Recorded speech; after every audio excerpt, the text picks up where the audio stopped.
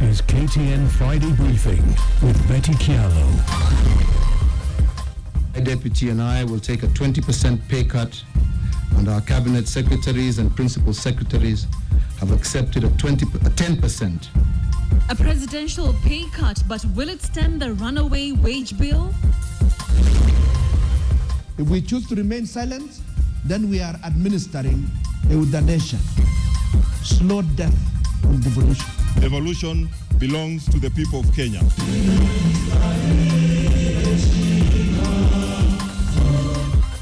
Noises from the counties, the state of devolution 1 year on. Victory for Shulei, Court Cautious Chief Registrar sacking. Nimebaki na pesa kidogo sana, alafu nashindwa kusave pesa zangu zenye na target, nashindwa kabisa. Plus, why Nairobi is now Africa's most expensive city.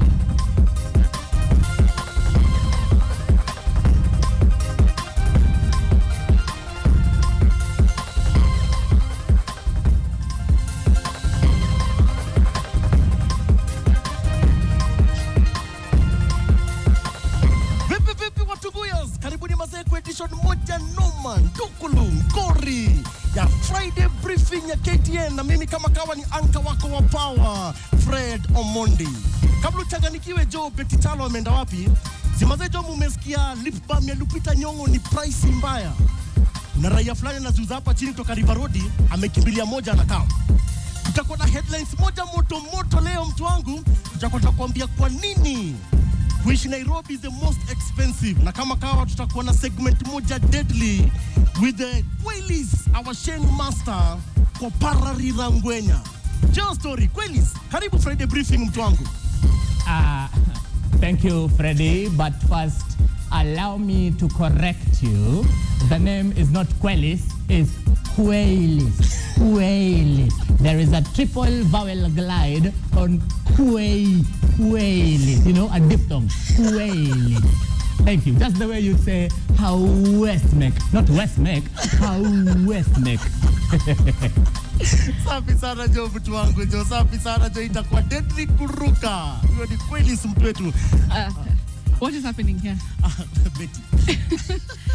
Well, nyinyi ni guest anchors. Ikiti ni special na yangu. Haina noma. But Quellis ni mdeadly. Bingori. Lakini hashindi Willis wangu. Usijidanganye. Willis wangu. Willis has not enough the vegetables to jump. Hajatosha mboga kuruka. Sawa Freddy. We'll see you later in the show. Kachini enjoy. Thanks for the lip balm. Right, that is the Hapa Kule crew that will be joining us in just a short while as tonight's guest anchors. You do not want to miss that in just about 15 minutes. But let's now take a look at the top stories tonight. And President Uhuru Kenyatta and his entire cabinet will take a pay cut as a symbol of commitment to cut public spending. The pay cut was one of the resolutions announced at the end of a 5-day cabinet retreat in Nanyuki. Carol Nderi has more. With a staggering wage bill and little good news to report on the first anniversary of his administration, the president needed a big announcement to end the week-long retreat. And it came in the form of a symbolic gesture about his pay and that of his deputy.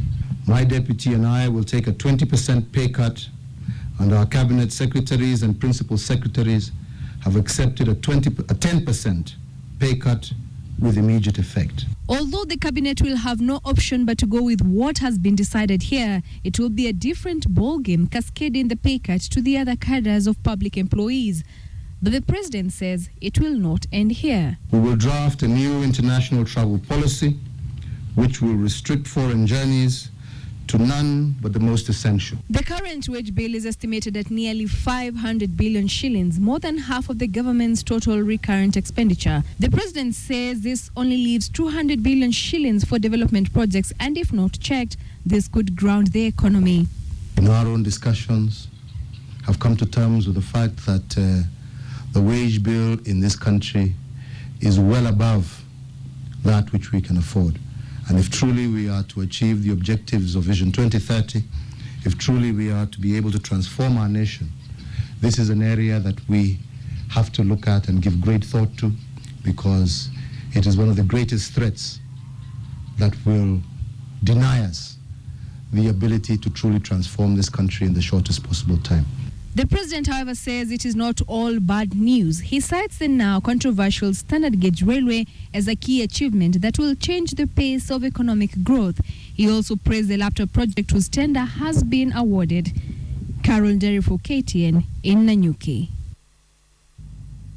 Right, and Carol's story leads us to our big question tonight, and we are asking, do you think the pay cut for cabinet members will make a difference in the wage bill? Do you think the pay cut that the president is talking about will make a difference in the wage bill? Well, the number is 22155. You can tweet me at Betty Callo, at KTN Kenya, or with the hashtag Friday Briefing, and I'll be sampling this views as we move along in this bulletin. Right, now the 47 county governors have resolved to demand a referendum within 1 year to increase county funding from the national government to at least 45% of the budget. The members also resolved at a devolution conference in Nairobi that MPs would only sit in the proposed county development boards if they allow billions they control through CDF and WESO funds to be put into one pot of county funds. Patrick Amimo has the details. The national conference called by governors was a podium to vent the pent anger that has been building for the last few months.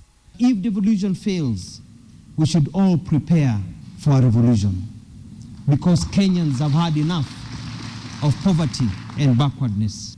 If we choose to remain silent, then we are administering euthanasia, slow death on devolution. As they celebrated 1 year into devolution, members put down a 16-point resolution on how they will defend the counties against the onslaught from all quarters. Among the resolutions agreed upon was that if the National Assembly will keep the CDF and other devolved funds, the county governments must also initiate the World Development Funds. They also agreed all funds coming to the county, CDF, WESO, roads money and HIV/AIDS funds, among others, must all be put into one pot. This in response to attempts by the National Assembly and Senate to tame governors by establishing county development boards that will be chaired by senators and county women representatives as vice chairpersons. It is inclusiveness they want, and there is no taxation without representation. Tunasema walete MCAs kwa bodi hiyo, pesa zote za huduma za kufanya maendeleo ziwekwe katika bodi hiyo. Pesa ya CDF iwekwe katika hiyo board. They want leaders at county levels to be held accountable as per the provisions of the Constitution. They accuse the Senate of trying to usurp the role of county assemblies. Members also agreed to undertake civic education to the village level on devolution referendum. They resolved to form a committee to spearhead and protect devolution. The forum resolved that counties' governments will call for a referendum to increase county revenue allocations from the current levels to 45% to take place within a year. We are in support of devolution. We want 45% of the national cake come to the counties. During the conference, the governors rallied members of the county assembly in taking their awards to the Senate and the National Assembly. The forum resolved that MCS must be facilitated by the national government for car grants and seed money for mortgages just like MPs. MCS earn less and they are given a loan. MPs earn millions and they are given a car grant. Is one more superior to the other one? Since we already have 47 assemblies, do we still require a big parliament at the national level? Do we require a parliament of 400 members? So what we require then in the review we are proposing, once that committee they have appointed come to seek views, it is to reduce the National Assembly by half. Why don't we also propose that if our senators can't find some good work to do, then we do away with it? Ati sasa saa ingine bendera, saa ingine bodi ya kupanga mipango, kwani governor ameshindwa kupanga mipango na county assembly? Magavana, saa ile sisi tuko na vita kama MCS, mutuunge mkono, ili wakati vita nyinyi mnataka tutawaunga mkono. Today we have communicated, and therefore we have started a journey that we are going to work together. With that, governors have now gathered more ammunition to face the lawmakers at the national level. Patrick Amimo, KTN. As if on cue, the CORD coalition backed the governors in their quest to defend devolution. Led by CORD leader Raila Odinga, the CORD principals accused the Jubilee government of ignoring the priorities of Kenyans, misdirecting resources and frustrating implementation of the new constitution. While speaking in Trans Nzoia during a Thanksgiving ceremony for Bungoma Senator and Ford Kenya elected leaders, the CORD team warned that the country is headed for political paralysis. The leaders also criticized the failed promises made to Kenyans a year ago, like the laptop project that is yet to be fulfilled.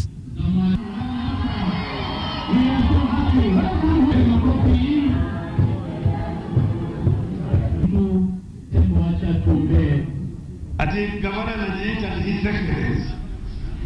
Ati gavana anapepea bendera. Hata juzi PC si alikuwa anapepea bendera.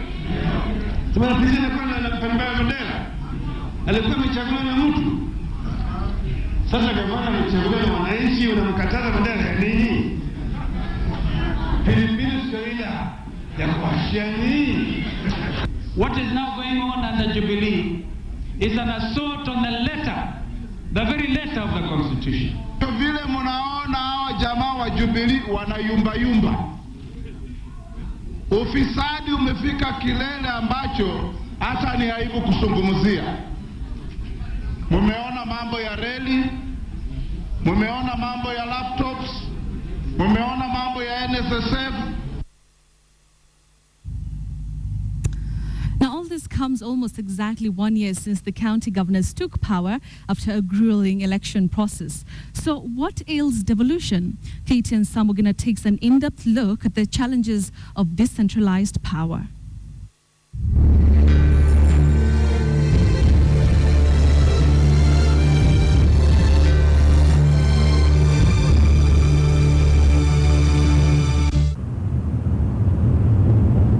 After decades of grumbling, politicking and activism against the concentration of power in the office of the president, Kenyans finally gifted themselves the Constitution of Kenya 2010, a document whose chief jewel was devolution. But a year into devolution has been nothing but power squabbles with the institutions involved in the concept, strategizing to disarm each other, making devolution's reality appear like a facade. They're asking for inclusiveness. That's all we are giving them. 100% inclusiveness. Yes. Include all leaders. And if they back out on this one, then you know that what they wanted is not inclusiveness, it's something else. Devolution is not instant tea or instant coffee, where you pronounce devolution and you start living devolution. In a country like Botswana, for example, devolution took nearly 20 years to really get grounded. So we cannot expect in 1 year moving from a centralized unit into a revolved unit will be easy. There is a general consensus across devolution institutions that the country started on the wrong footing in setting up the 47 county governments. Our emphasis for almost a whole year has been who is more powerful than the other. And I think the greed for power and wealth superseded the desire to deliver services to the people. We are indeed ready for scrutiny. We are also accountable. We have never argued against accountability, and that really has to be understood.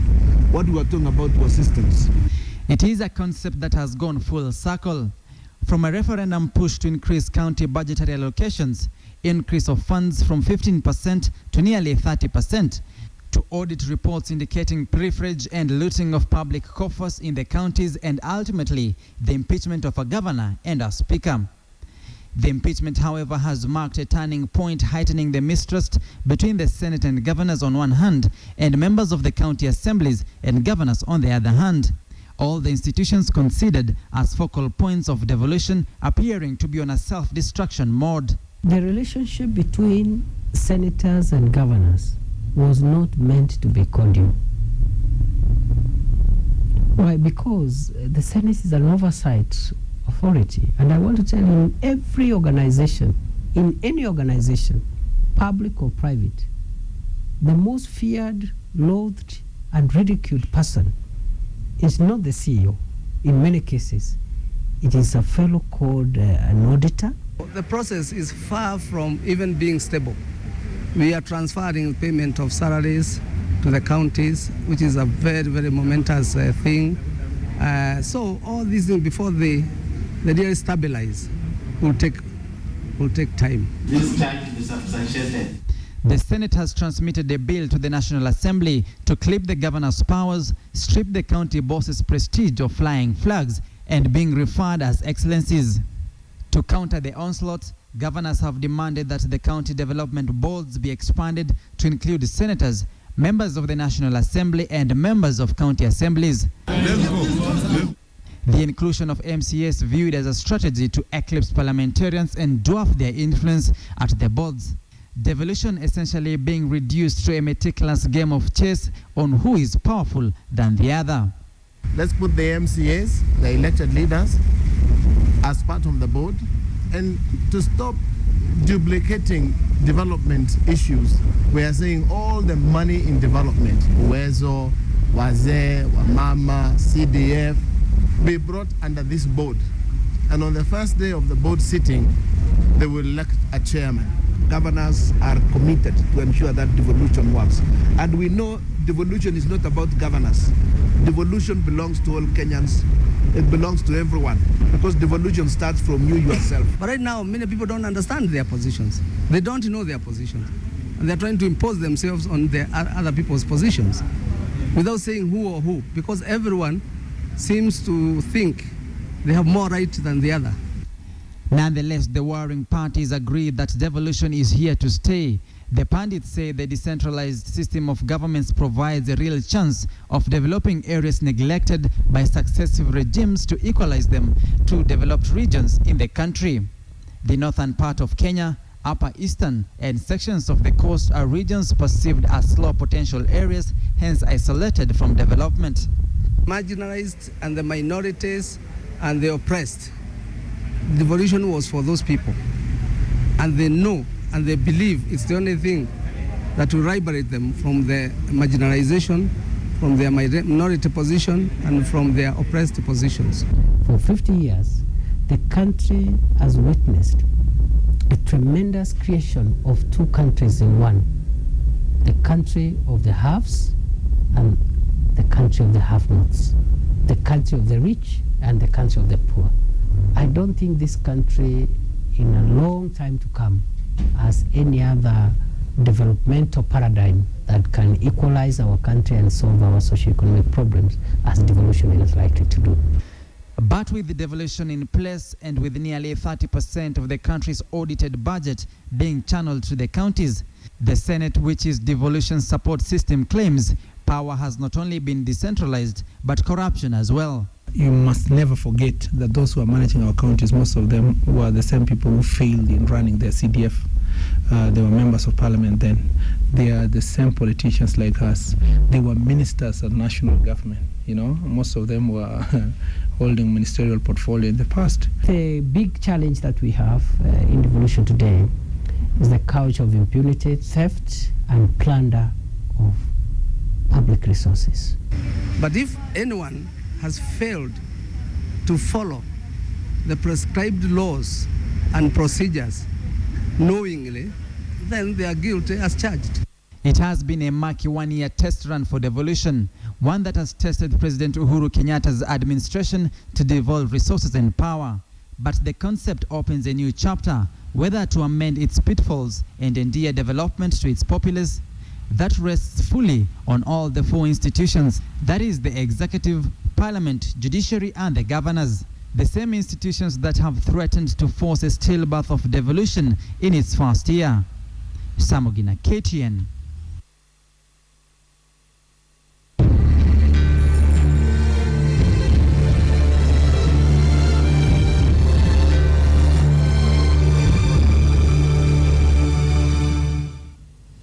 Thank you, Sam, for that piece. Now, the Industrial Court has quashed the sacking of former Chief Registrar Gladys Boss-Shulei. In its ruling, the court ordered that Shulei be awarded damages for wrongful dismissal. The ruling follows his sacking by the Judicial Service Commission in October of last year in what turned out to be a murky affair. KTN's Edith Kimani has the details of the ruling. Members of the War Council. It took 1.5 hours to deliver a ruling in a case pitting former Chief Registrar of the Judiciary Gladys Shulei against the Judicial Commission. An hour and a half that was perhaps expected given the public interest the case between the two parties has generated. And at the end of the 90 minutes, Sholei had a reason to smile. Respondent gravely failed Gladys both Sholei in hour of need. Donald Kipkorir, representing Gladys Sholei in the case, later sent a statement to newsrooms saying the judgment which quashed Sholei's dismissal's letter meant that Sholei ought and must resume office if she wants. But at least the judge has been able to vindicate our complaints from the beginning. The judge has been able to set out what the law is and the process that the Judicial Service Commission ought to follow, but it never followed. And basically found that the entire process was a sham. Lawyers representing the Judicial Service Commission are, however, thinking of a nearer future, appealing the case. I would disagree with his findings in terms of the role that the Judicial Service Commission is meant to play. It is not the same as a court of law handling criminal proceedings, and the framing of charges that formed the backbone of the decision by the court will be the subject of appeal to the Court of Appeal. Sholei moved to court contesting her sacking by the Judicial Service Commission. She argued that not only was she not answerable to the commission, but that the JSC had insisted on probing her itself without the benefit of a fair hearing after she was denied a chance to call her own witnesses and defend herself. It is these reasons that Judge Nderin Duma cited as reasons for his ruling. The JSC now finds itself in yet another dance with Sholei, where they have now been ordered to pay damages for wrongful dismissal. I can't say often how much it is, but it's going to be substantial. I won't be able to, because she was a very senior officer of the judiciary, and their contract was open-ended. Unlike the other judges have time limit of retiring or whatever, but our tenure is basically open-ended. An inquiry would now need to be done to determine how substantial the figures will be. Edith Kimani, KTN. The Nairobi County government has been blocked from charging taxi operators parking fees if they have valid operating permits from City Hall. The order by Justice Isaac Lenaola comes just 2 days after a protest by public service vehicle operators and taxi drivers against increased parking fees in the city. An association representing taxi operators complained to the court that they were subjected to double taxation. The court issued the order after the operators produced evidence of payment of the 2014 single business permit for taxi operators that take effect from Tuesday next week. Nairobi Senator Gideon Mbuvi Sonko has also been enjoined as an interested party in support of the taxi operators. Now, if you live in Nairobi, you must have realized that it's not a cheap place to live in. Nothing is for free, not even a place to throw your garbage. It will cost you money. Now, the world officially agrees with you. Nairobi is indeed the most expensive city in Africa. Wilson Buru tells us why. Kwa maana ile matumizi ni mingi kuliko ile pesa ninapata. Kusave ni shida juu ni from hand to mouth. So unapata mshahara ni ile but vitu zimepanda juu. My investors ikiwa kwanza hao ni watu wako na pesa, lakini the low class kama sisi inakuwa gumu. This is what Nairobians feel about their city, and their sentiments are well in line with the report that was released earlier in the week ranking Kenya's capital city as the most expensive city in Africa. The report by the Economist Intelligence Unit cites a sharp rise in consumer prices attributed to the introduction of VAT to consumer products, which has consequently seen the cost of living increase sharply. 8 African cities were sampled, including Lagos, Casablanca, which is ranked Africa's 3rd most expensive city, Cairo, Lusaka, Pretoria, Johannesburg, and Algiers. Susan Aseo here says the salaries of many Kenyans have remained the same while life continues to get expensive. Maisha si rahisi kama kawaida. Kutoka nyumbani, kutoka Kaloleni mpaka town, kwanza unalipa maybe 40 bob ama 50 bob. Kama mvua inanyesha bei inapanda mpaka 70. Hiyo bado hujatoka, hiyo ni town, bado hujafika huko mahali unafanya kazi. Professor Alfred Omenya is a planning expert, and he says the Kenya shilling standing is to blame for this rise in the cost of living. Kenya hii exchange rate imekuwa stable kwa miaka nyingi, imekuwa 84 85. Bei za bidhaa zinaendelea kuwa juu, lakini na hata kuleta bidhaa nchini inaendelea kuwa juu, lakini shilingi nayo iko pale pale. This ranking is bound to negatively affect Kenya's ranking as a business hub in the continent. This is the first time the country has been ranked as the most expensive city to live and work in Africa. Wilson Buru, KTN, Nairobi. Nairobi, the city of pain. Now, the International Criminal Court has convicted Congolese ex-militia chief Germain Katanga of being an accessory to war crimes and crimes against humanity. Katanga has been found guilty of crimes committed on a single day of ethnic killings that left 200 people dead in Ituri province in the Democratic Republic of Congo. Najma Ismail has the details. After nearly 6 years of trial, Germain Katanga has been convicted of murder and looting in the February 24, 2003 attack on a village in Ituri province of the Democratic Republic of Congo. The ICC judges in a 3-1 majority ruling said he's guilty of arming and strengthening the militia that attacked the village of Bogoro, leading to the killing of 200 people, rape, sexual slavery and looting. Finds Germain Katanga guilty within the meaning of Article 25(3)(d) of the statute as an accessory to the crimes committed on 24th of February 2003 of murder as a crime against humanity under Article 7(1)(a) of the statute. An attack under his command in Bogoro village in Ituri province that killed at least 200 people is what led to his conviction after being accused of being an accessory in the attack. Judge Bruno Cote said the chamber by majority found Germain Katanga guilty of involvement in the crimes committed on February 24, 2003. Katanga was convicted of murder and looting but cleared of rape, sexual slavery and using child soldiers in the attack.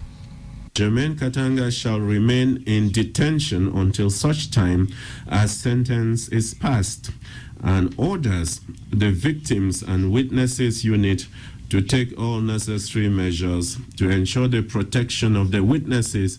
According to the prosecution, the attack happened early in the morning and some villagers were shot while they slept, while others were cut up with crude weapons.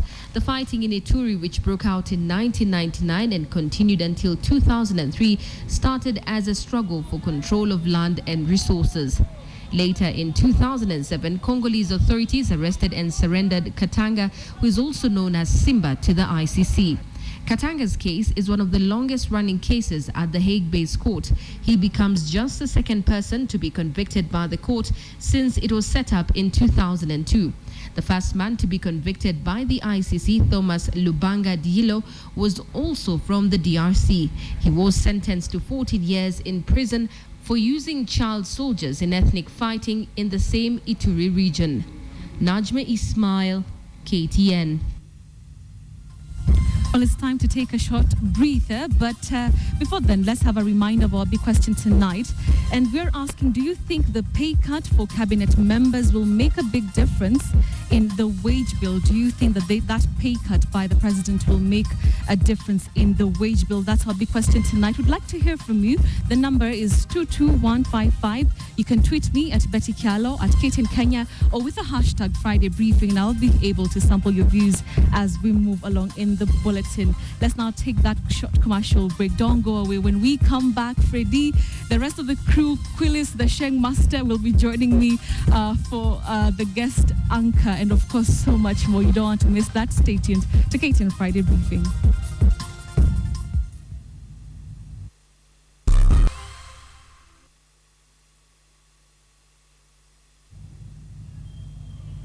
Welcome back to KTN Friday Briefing. As I promised, you saw them earlier.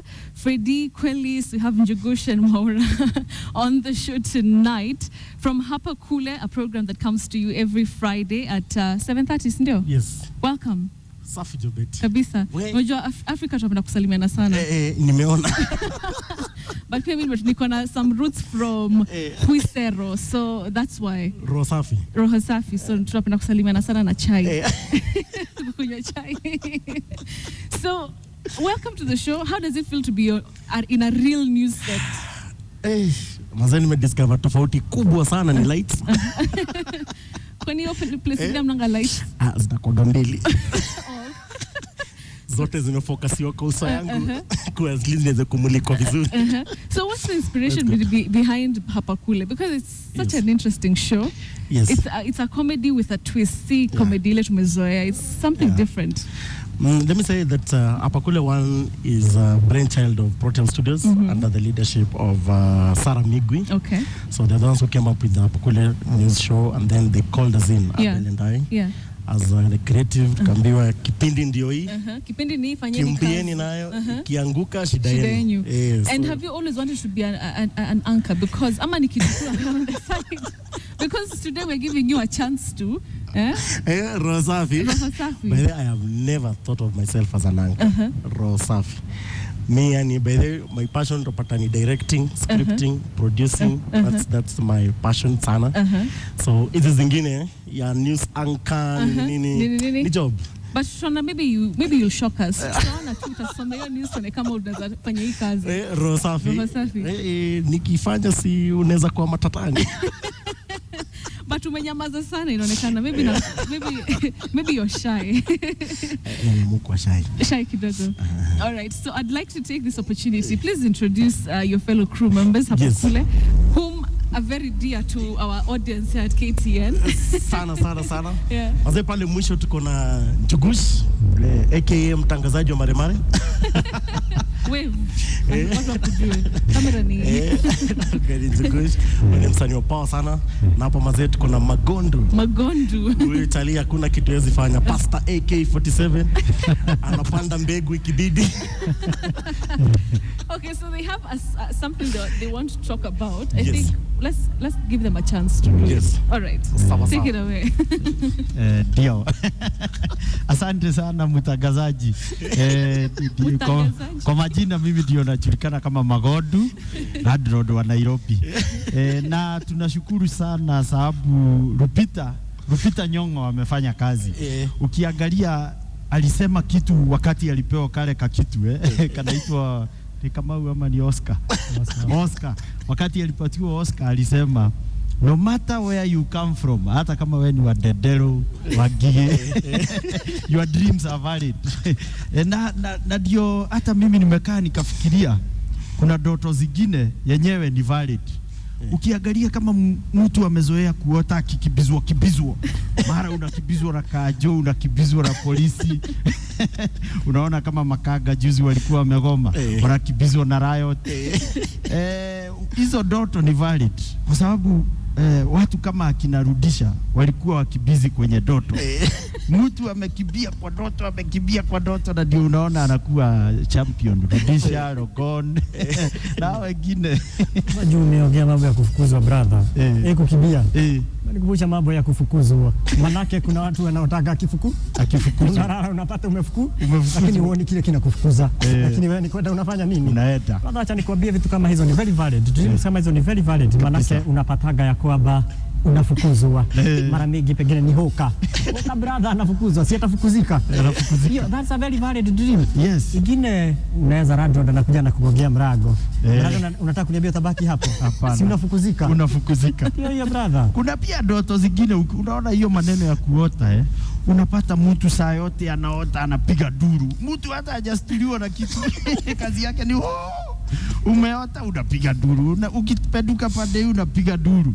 Unapata mtu kama huyo ni wale watu wamepata kazi mzuri kama ya kukua Makaga.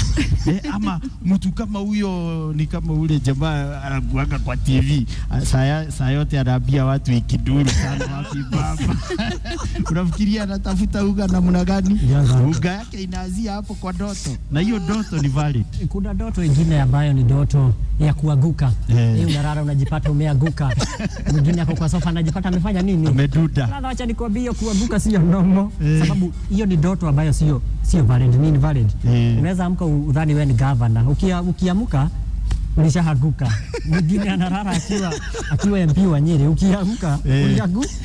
Ni vizuri sana tuangalie, na hasa hizi ndoto zinaotagwa Februari, saa zile Kaimenye anataka kusema kitu, hiyo ni ukweli. Unasikia mtu amelala ameanguka, brother, acha mtihani itokee.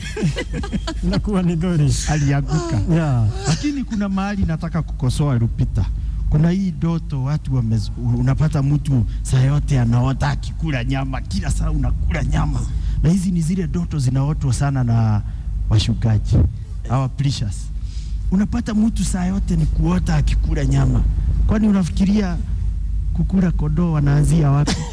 Wanaanzia hapo kwa hiyo ndoto. Na ndio kwa maana unapata hata akishikwa na wanahabari anasema hata mumekuja wakati mzuri.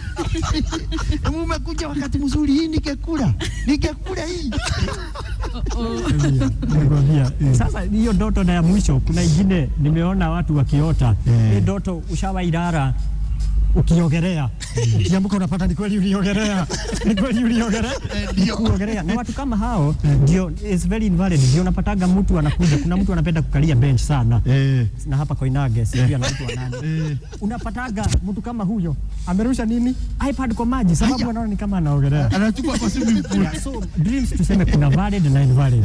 Ndio kweli. Na tunashukuru Lupita. Na endelee hivyo na moyo huo. Kudream. Wa kuota. Sasa Lupita alidream aje? Aliota, alitoka huko Bodo akaenda huko Hollywood. Hollywood. Freddy, thanks. Umeona talanta iko. Hii didoma. What inspires you? When you write, do you write mnaandikanga ama ni vitu tu mnafikiria day to day? Lazima tumaze tukaitini kama creative team.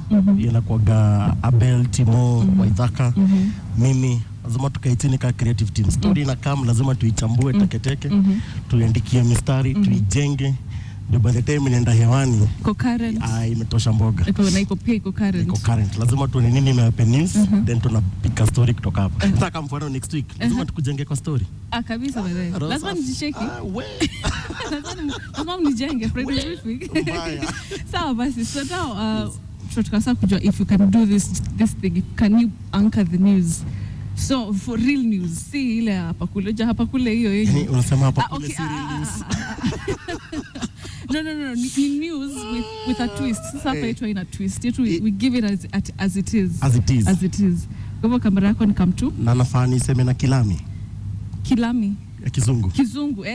Kilami Kizungu. Sema na zote. Ile yote itaweza tu. A man left residents of Kamakwa in Nyeri County in shock when he said he was sorry he did not succeed in killing his wife. Timothy Kingangi has been arrested for allegedly attempting to kill his wife at her workplace. But the boss, hii story ilikuwa ngori kwa sababu Mazejo alimwagia wife yake petroli roho safi na Mazejo akamwakishia Mazee kibiriti. Buda, ukifikiria Mazee kuna mazinga umbwe. Check his story. Ni noma kuruka. Ustake nyimamu. A woman is fighting for her life at the Outspan Hospital in Nyeri, having suffered severe burns in a domestic conflict. In what was expected to be a normal day for Leah Wanjiru, a secretary at the Tetu Abadea Water and Sanitation Company in Kamakwa area of Nyeri, things turned out to be anything but normal. Her estranged husband is said to have stormed into her office this morning, brandishing a knife and some petrol in plastic soda bottles. Kumshoma kwangu ni kwa sababu jana jioni tukakesi kwa brother yake anaitwa Wajau. Tukakesi ikasemekana ya kwamba leo wasasi wakuje tukesi. Wasasi wakati waliambiwa na tukagana hivyo. Na ikasemekana tutalala na brother yake Wajau na bibi ya Wajau aende alale huko kwa nyumba. After few minutes dadake anaitwa Lilian akakuja akanitusi, sijui nini. Uko hapo. Akakuja akanitusi, akanitukana. The man identified as Timothy Kingangi reportedly proceeded to drink the petrol in one of the bottles before allegedly dousing his wife with the other and setting her ablaze. All this happening in her office at the Tetu Abadea Water and Sanitation Company. Her colleague Catherine Wairimo heard the commotion, and while trying to rescue Leah, Kingangi allegedly stabbed Catherine in the hand. Akakuja akanitukana, nikamwambia ni sawa. Mimi nikatoka nimelala nje. ikamakwa. Nimelala nje kwa baridi na nimelala siku mbili kwa kichaka nikifikiria kuhusu upendo kwa sababu nampenda Lea. Sasa kumshomba kwangu nataka akufe na nikufe kwa sababu tuliagana ya kwamba only death will do us apart. That is my conclusion.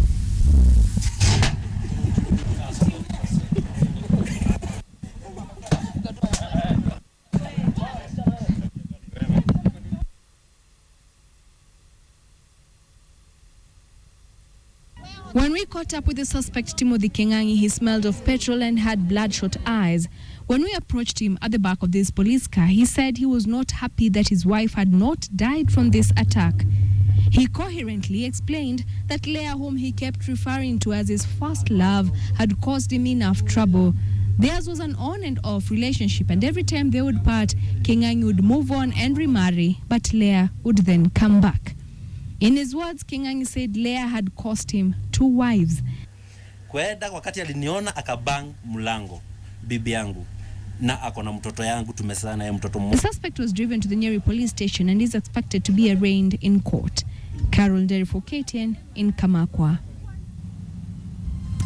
Such a sad story. Hey, kabla mtu afike hiyo point ya ku set your wife ablaze. It's very sad. Hiyo ni sad. Wewe went into a trailblazer. Okay. Trailblazer yenyewe. Now we introduced to you nilimwita counterfeit. Easy. Okay, sawa. When you read. Okay, the Sheng master. Hey. Sheng master, not word master. Sheng master. Who is the word master? The Sheng master. So rata nachanganyikiwa. Who is the Sheng master? Joining us from another studio, Studio B. Kwelis msalimiaje? Mtunguyas. Takuaje na kupata design ya noma? Oh, Freddy. Hata mimi nakupata design ya noma. How are you, Betty Chalo? Well, I'm fine. Umenichekesha. I'm so yeah. I need a break, a breather kidogo. Kwelis. Yeah. Sasa umechukua word master, mbona what happened? Inspiration ama ni nini? Yeah, you know, we are not the same. We are not alike. I specialize in Sheng, this beautiful language, just as beautiful as you are. And he specializes in English. Yeah, yes. So tonight, what do you have for us? That's all. That's what I usually ask Willis. Actually, I have a couple of words, Betty. Yes. And the first one is nyongi. Nyongi. Nyongi. There is a diphthong at the end. Nyongi. Nyongi. Nyongi, Betty, is a word that is used to mean little or short. For example, after niambie Betty Chalo vile uaga nimemnoki, aliniambia hawezi nipatia mapenzi full, atanipatia mapenzi nyongi. Should I proceed, Betty? Endelea mtu wangu Jo, endelea Rosafi. Okay. Word number 2 is nyonginyo. Nyonginyo. There is a double vowel glide or a diphthong at the end. Nyonginyo. Nyonginyo. Oh God. Nyonginyo, Betty, means a pair of socks. You know, a pair of socks like these ones that I do not have. These ones. Yes. Yeah. Betty, nyonginyo, an example of Buddha, ukiwa unapika chai na hauna kichungi, tumia nyonginyo. Finally, Betty, mkweche. Mkweche. Mkweche is an adjective used to mean stupid. Yeah, or with no brains. For example, kama wewe ni mtu design yako ya kuonyesha mapenzi ni kuchoma wife yako na petroli, Buddha, wewe ni mkweche. Betty. I can't. Moja tu. Kwelis, Maze tufunge mtu moja tu. Moja. Tulikuwa tunabishana na Betty kuhusu jina yake. Anainsisti Kialo, Chalo. Jina yake inafai pronounce waje? Roho safi. Betty, there comes a time in the Kamba phonology where the consonants KY take the sound. For example, Chakwa, Chaku, Cheni, Changule, ETC. So Betty, I know this will come as a surprise to you, but your name is actually pronounced Betty Chalo. Quisha. Chalo. Cha. Quisha. Cha. Not Kialo, not Kialo, no, Chalo. Chalo. Umesikia maneno? Okay, Betty hands Chalo. down. Sawa kweli. Okay, kweli. Thank you. Okay, fine. Hands down. Chalo, Chako, Changu. Changuli. Okay, fine. So let's take a short commercial break because, of course, I need some powder. Already sweaty and everything. Let's take a short commercial break. We'll be back. Don't go away. You don't want to miss what these guys have still in store for Friday briefing. Stay tuned.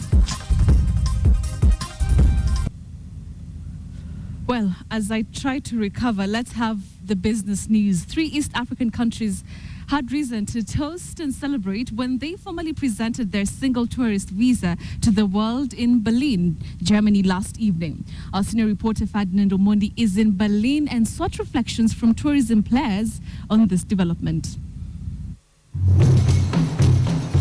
Pomp,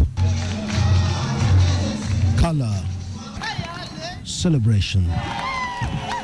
Positive vibrations were emitted as Kenya, Uganda, and Rwanda presented their single tourist visa to a multitude of tourist operators in Berlin. For $100, a tourist is visited to enter and traverse the 3 countries as many times as they wish for 90 days. Today's function is a result of common will by the 3 heads of state from Kenya, Rwanda, and Uganda. And a new brand for the whole region has opened up opportunities for the joint marketing campaigns at a lesser cost. It is a move that is expected to give East Africa an edge over other destinations due to the unified package. However, tour operators reckon it will take time to pick up. So at the moment, we are now contracting for the year 2014-2015. Some of us are even discussing 2016. People contract 2 years in advance. That's how tourism works. We can introduce the idea that there is a possibility of combining these 2 countries, whether it is Rwanda with Kenya or Uganda with Kenya, but with obviously some lead time. So it'll take anything between a year and a half before we can see some results of the single visa. The 3 countries are now expected to sell a joint package, but big players in the hotel industry reckon aggressive marketing of the unique products must be sustained even at the risk of internal competition. Each country has something unique to offer. Rwanda has got its gorillas, Uganda has got the Nile, and it's got the wildlife. But Kenyans have got the beach and the wildlife, and we've got also a lot of culture. While joint benefits may be huge, collective responsibility for individual challenges is a risk. For instance, Kenya has had to contend with security questions from time to time, which has proved a major marketing headache in recent times. We hate to hear it when a tourist has been stabbed, or as maybe Wangeta, as they say, it takes us back. Kenya and Rwanda may also face questions from Uganda's latest legislation on gay rights, which has generated a lot of international heat, but tour operators do not see this as a hurdle. Really, the onus lies on us on how we want to portray it. The joyful dancing symbolizes a trio waiting to reap big from the benefits of a single tourist visa. However, they will also have to surmount each other's challenges, and hopefully for them, the benefits will far outweigh those challenges. Ferdinand Omondi, KTN, Berlin, Germany. National National carrier Kenya Airways has begun a search for a new chief executive as current office holder Titus Naikuni extended tenure enters the home stretch. US-based firm Spencer Stewart will lead the hunt for a new chief executive. In a notice appearing in a section of Kenyan dailies, the listed carrier called for applications from business leaders who, it says, must be able to interact with both public and private sector stakeholders. The ideal candidate, the notice added, must have 10 to 15 years in a senior management experience and a minimum 10 years as an executive director, as well as experience in the African aviation market. A successful hunt will bring to a close Naikuni's 11 years at the helm of one of Africa's leading airlines. The CEO was initially expected to retire in 2013, but was requested by the airline's board to stay on for another year as his replacement was being sought.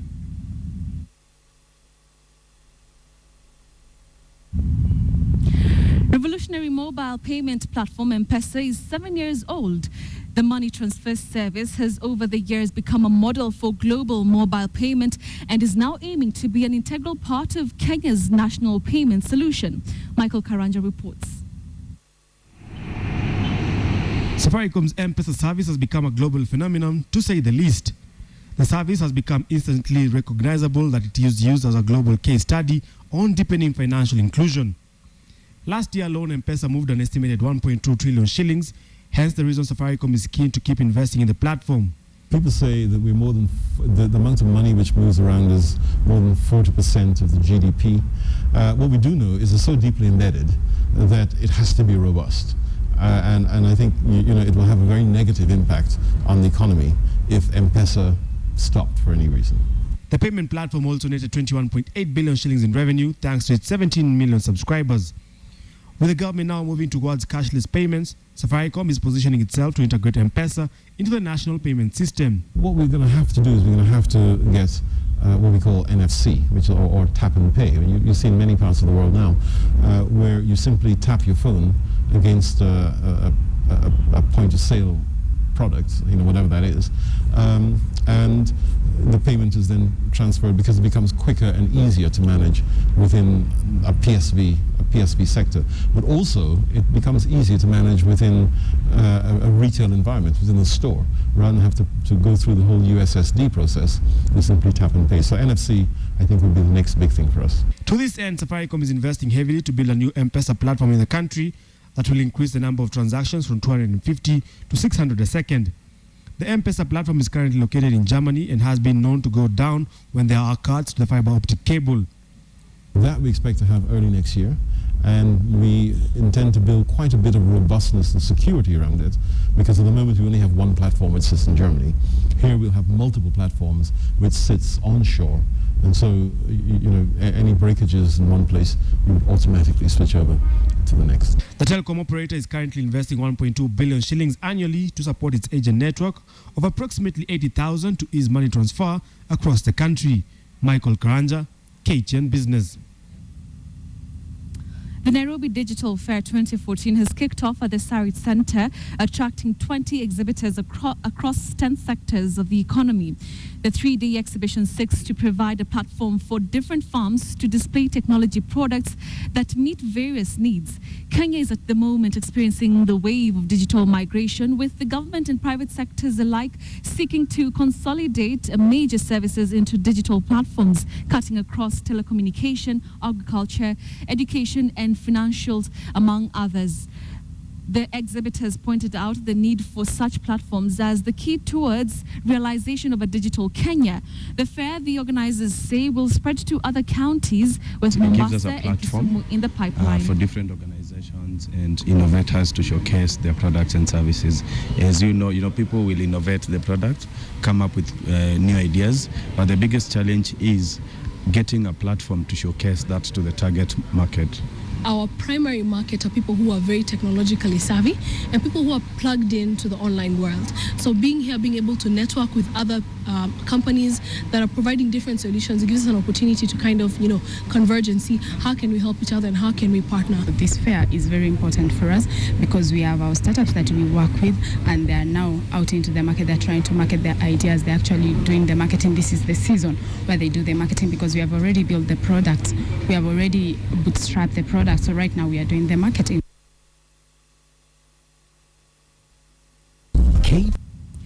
Let's now take a recap of our top story tonight, and we begin with the decision of the entire cabinet to accept a pay cut as a symbol of commitment to cut down on the massive public expenditure. President Uhuru Kenyatta and his deputy William Ruto have agreed to give up 20% of their pay, while cabinet secretaries and their principal secretaries will take a 10% pay cut. The government will also develop a policy on international travel for public officials to cut down on wastage.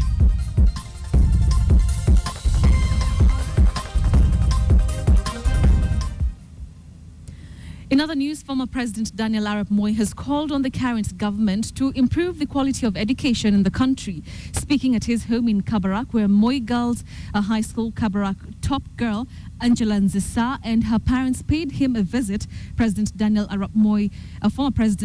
Arap Moi said it is worrying that despite establishment of more secondary schools, the quality of education is wanting.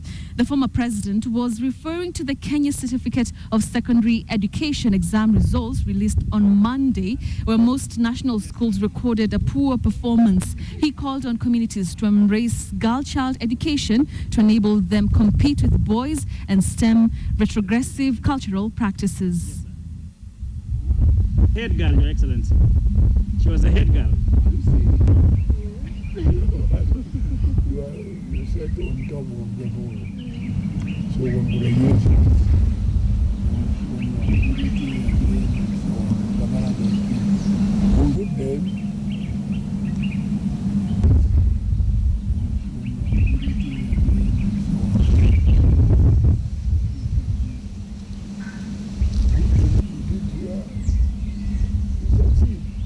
counterfeit version of Willis the Wordmaster, that is of course Quillis the Sheng Master. But for now on Mind Your Language, let's have the real man himself, Willis the Wordmaster, coming to us live from Kisumu County. Willis, too many fakes around the block. Betty, but just to say something before anything else. Yeah. Great and wonderful work by the duo, that is Freddie and Quellis. Yes. Very creative. But my worry is, once I land in the capital city, I'm not sure whether I'll be called Quellis, and I'm not sure whether Quellis will be mistaken as Willis one given time. I think there's a bit of difference, especially with the specs and something else. I think you're safe for now, but at least he's fake and funny. All right, Willis, let's get straight to our words tonight. Do we say laundry or laundry?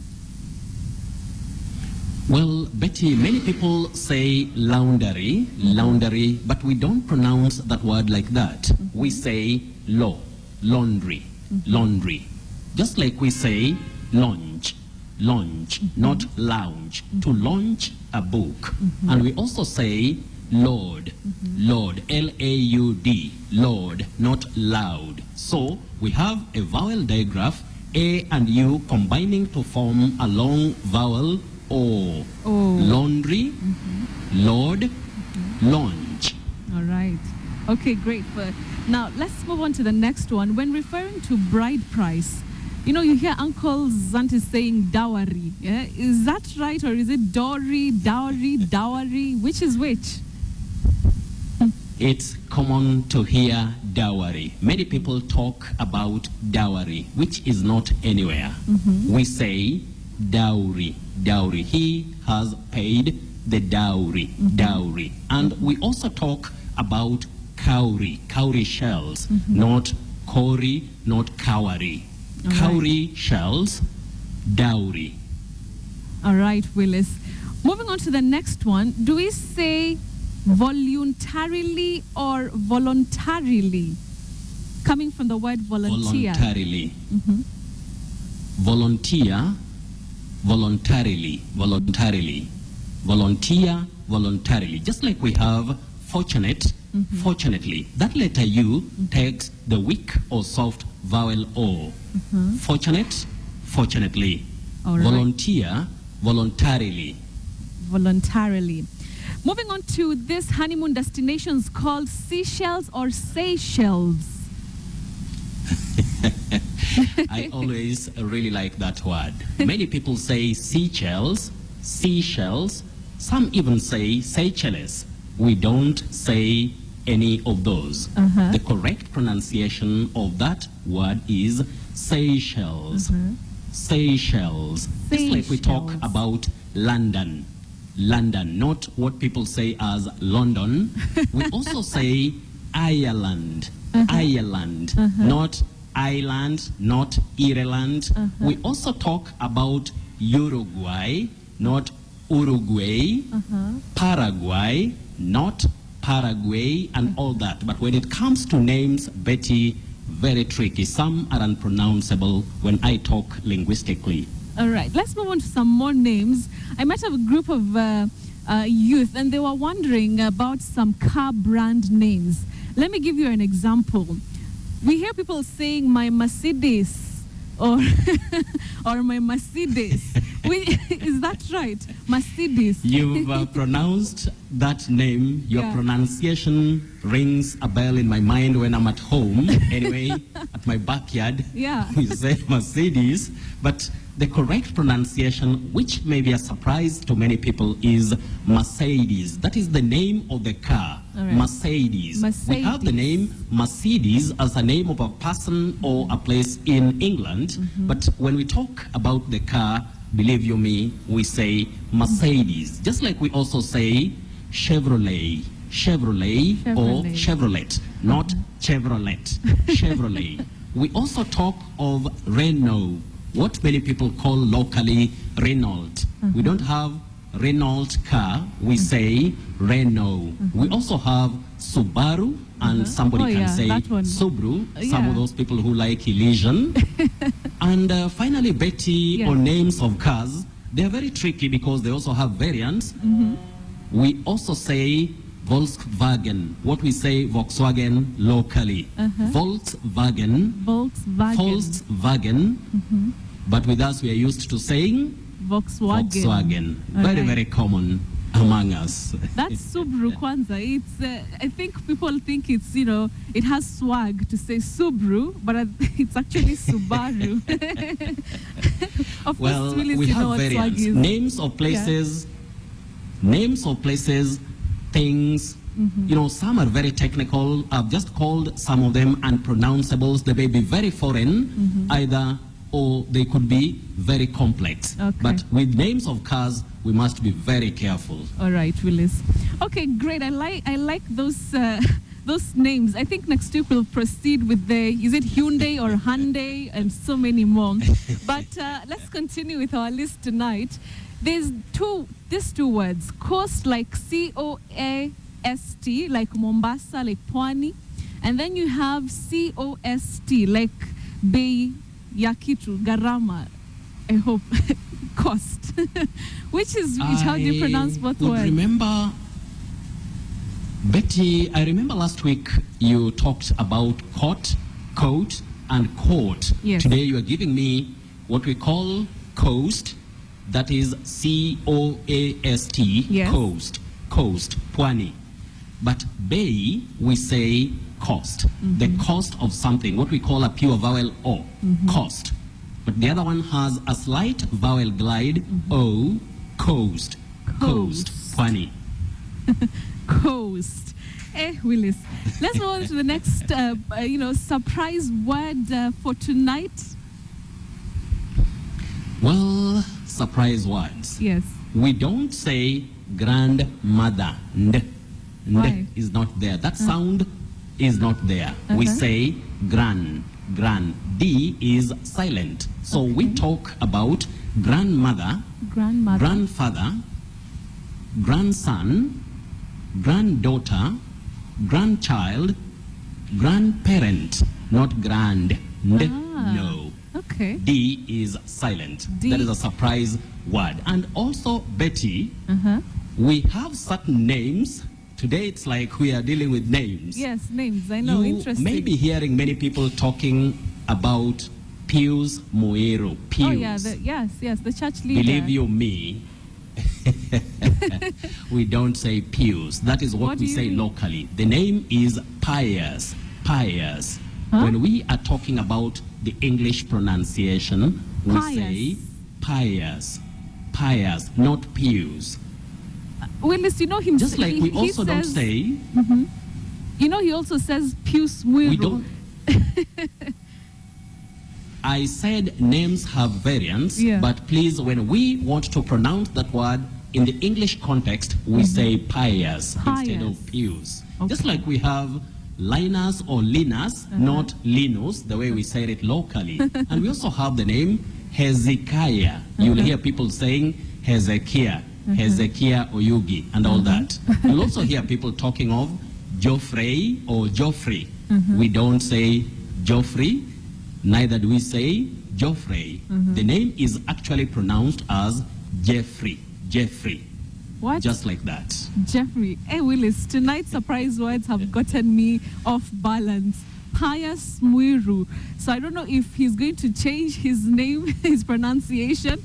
Maybe. Let's wait and see. I like those surprise words, Willis. Let's move on to feedback. Because of time, I'll just mention two. Felix Boss wants to know, do we say either or either? What we don't say, Betty, is either. We don't say either. We say either, or either. We have two alternative pronunciations for that word. Either or either. Just like we say neither and neither. Both are allowed, but not neither. All right. Yes. Okay. Linda Achieng wants to know, do we say dossier or dossier? Where is the stress? Or is that even the right pronunciation? A dossier. A dossier. Simple as such. Dossier. Dossier. The dossier. All right. There you are. Wow. Willis, thank you so much. Always a pleasure having you on. I think tonight I gave it up. You know, the surprise words were really, really, I like them. Thank you very much for that, Willis. I'll see you next week. And today you had heavy ones, believe you me, my dear sister. Exactly.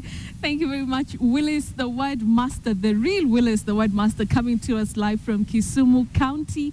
And of course, you get him only here on Mind Your Language Friday Briefing.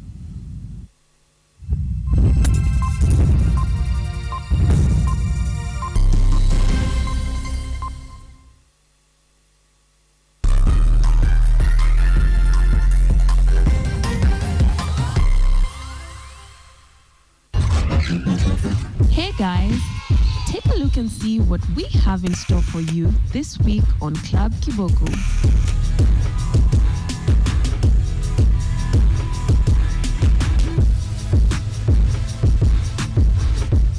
The flag of Zambia was raised for the first time at midnight on the 23rd October 1964. It's a bottle! Look, I told you it's one bottle! Stay tuned for this and much more.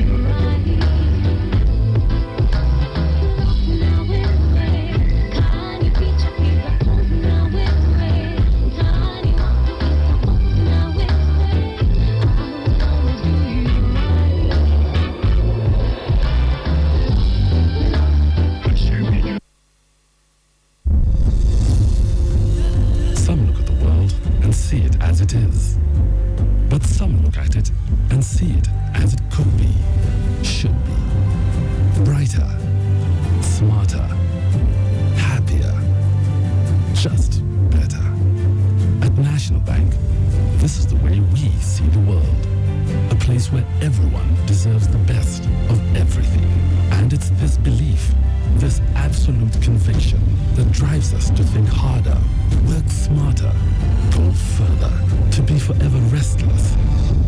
In our quest for better ways to make better lives in a better world. We are National Bank, and we are driven by a promise to you that no matter who you are or where you find yourself in this great adventure called life, with us, you can bank on better.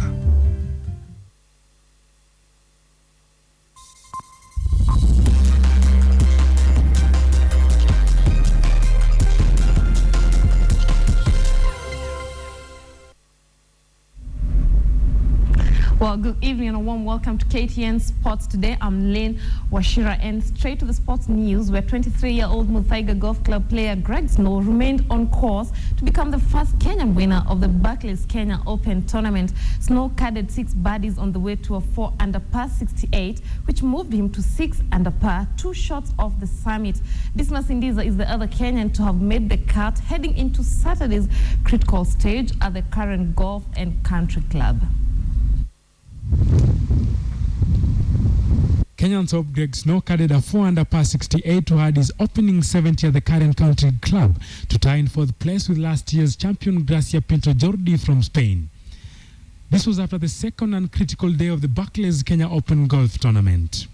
Spaniard Velasco Alvaro maintained his lead with a 2-under par 70 and moved clear on 8-under, remaining clearly the favorite to win in Karen.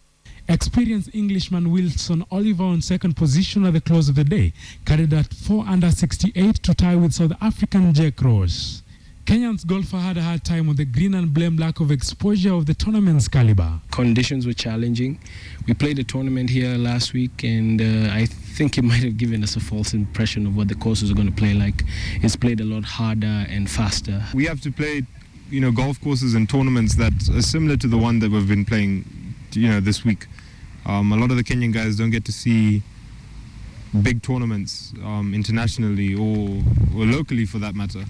Gracia Pinto registered a 5-under par 67 and he remained optimistic he'll bounce back to the top with the third day to stand any chance of defending his title. Pinto was one of the players who tied for the 4th place on 6-under par, along with his countryman Pedro Olriel, Lasse Jensen, Pontius Winters of Sweden, and Kenyan promising talent of Greg. Dismas Indiza was the second Kenya to make the cut in 25th position with a 3-under par 69. Although only 2 Kenyans made the cut, golfers believe that the status of Kenyan's players has gone up. Dismas Indiza and Greg Snow are expected to be at their best when they lead the Kenyan team in the 3rd round of the Kenyan Open Championships tomorrow. Moses Wahesi, KTN Sports.